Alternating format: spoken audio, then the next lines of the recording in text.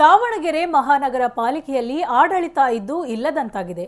ಜನಪ್ರತಿನಿಧಿಗಳಿಗೆ ಬೆಲೆಯೇ ಇಲ್ಲದಂತಾಗಿದ್ದು ಐಸಿಯುನಲ್ಲಿ ಪಾಲಿಕೆ ಆಡಳಿತ ಇದೆ ಎಂದು ಪಾಲಿಕೆ ವಿಪಕ್ಷ ನಾಯಕ ಕೆ ಪ್ರಸನ್ನಕುಮಾರ್ ಆಕ್ರೋಶ ವ್ಯಕ್ತಪಡಿಸಿದರು.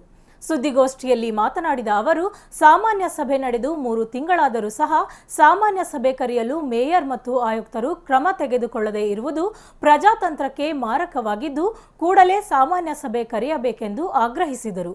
ಕಳೆದ 8 ದಿನಗಳಿಂದ ಸರ್ವರ್ ಸಮಸ್ಯೆ ಎಂದು ಹೇಳುತ್ತಾ ಕಂದಾಯ ಶಾಖೆಯ ಸಾರ್ವಜನಿಕರ ಇ ಆಸ್ತಿ ಪಡೆಯುವ ಮತ್ತು ಖಾತೆ ಬದಲಾವಣೆ ಕೆಲಸಗಳ ಅರ್ಜಿಗಳನ್ನು ವಿಲೇಪಡಿಸುವಲ್ಲಿ ವಿಳಂಬವಾಗುತ್ತಿದೆ. ಮಳೆಗಾಲ ಪ್ರಾರಂಭವಾದರೂ ಸಹ ಮಳೆ ನೀರು ಚರಂಡಿಗಳ ಹೂಳು ಎತ್ತಲು ಕ್ರಮ ತೆಗೆದುಕೊಂಡಿರುವುದಿಲ್ಲ ಎಂದರು. ಮಹಾಪೌರರು ತಮ್ಮ ಅಧಿಕಾರ ಬಳಸಿ ಸಾಮಾನ್ಯ ಸಭೆ ನಡೆಸಲಿ, ಇಲ್ಲವಾದರೆ ಕೂಡಲೇ ರಾಜೀನಾಮೆ ನೀಡಲಿ ಎಂದರು. ಸುದ್ದಿಗೋಷ್ಠಿಯಲ್ಲಿ ಉಪ ಮಹಾಪೌರರಾದ Yashoda Yaggappa, R Shivanand, Shivaprakash, ST Veeresh, KM Veeresh ಮತ್ತಿತರರಿದ್ದರು.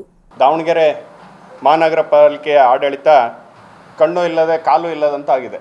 ಐಸಿಯುನಲ್ಲಿ ಪಾಲಿಕೆ ಆಡಳಿತ ಇದೆ. ಸಾಮಾನ್ಯ ಸಭೆಯಾಗಿ 3 ತಿಂಗಳುಗಳಿಗೂ ಹೆಚ್ಚು ಅವಧಿಯಾಗಿದೆ. ಚುನಾವಣೆ ನೀತಿ ಸಮಿತಿಯ ಮುಗಿದ ನಂತರ ಸಾಮಾನ್ಯ ಸಭೆಯನ್ನು ಮಾಡಬೇಕು ಅಂತ ಒತ್ತಾಯವನ್ನು ನಾವು ಹೇರಿದ್ವಿ. ಇವತ್ತು ಜನರ ಸಮಸ್ಯೆಗಳಿದ್ದಾವೆ, ಅದನ್ನು ಸಮರ್ಥವಾಗಿ ಆಡಳಿತ ಪಕ್ಷದವರು ಮತ್ತು ಅಧಿಕಾರಿಗಳು ನಿರ್ವಹಿಸ್ತಾ ಇಲ್ಲ. ಈ ಸಂಬಂಧವಾಗಿ ಸಾಮಾನ್ಯ ಸಭೆಯನ್ನು ಕರಿಬೇಕು ಅಂತ ಒತ್ತಾಯ ಮಾಡಿದಾಗ ಸಬೂಬನ್ನು ಹೇಳ್ತಾ ಕಾಲವನ್ನು ಮುಂದೂಡ್ತಾ ಇದ್ದಾರೆ.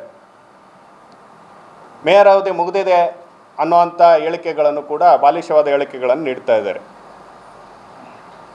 ಕರ್ನಾಟಕ ಪೌರ ಅಧಿನಿಯಮ ಕಾಯ್ದೆಯ 1976 ಅಧ್ಯಾಯ 3 ನಿಯಮ 2 ಅಡಿಯಲ್ಲಿ ಮೇಯರ್ ಅವರು ಅವಧಿ 1 ವರ್ಷದವರೆಗೆ, ಆದರೆ ಮುಂದಿನ ಮೇಯರ್ ಆಯ್ಕೆ ಆಗದೇ ಇದ್ದಂಥ ಸಂದರ್ಭದಲ್ಲಿ ಅವರು ಮುಂದುವರಿತಾರೆ, ಮುಂದಿನ ಮೇಯರ್ ಆಯ್ಕೆವರೆಗೂ ಅವರು ಪದದಲ್ಲಿರ್ತಾರೆ ಅಂತ ಸ್ಪಷ್ಟವಾಗಿದೆ.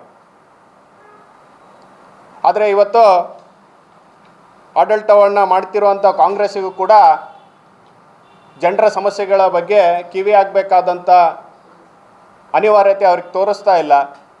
ಎಲ್ಲ ಅಧಿಕಾರಿಗಳೇ ಆಡಳಿತವನ್ನು ನಡೆಸುವಂಥ ಪರಿಸ್ಥಿತಿ ನಿರ್ಮಾಣ ಆಗಿದೆ.